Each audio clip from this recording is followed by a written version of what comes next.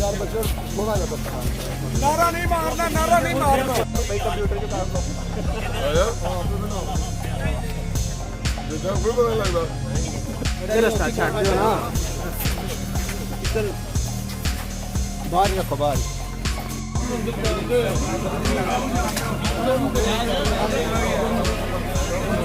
दूसरी साइकिल ला बना, दूसरी साइकिल।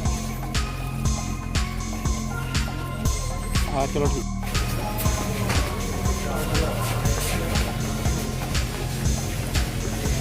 मेरे भाई रास्ता ही अच्छा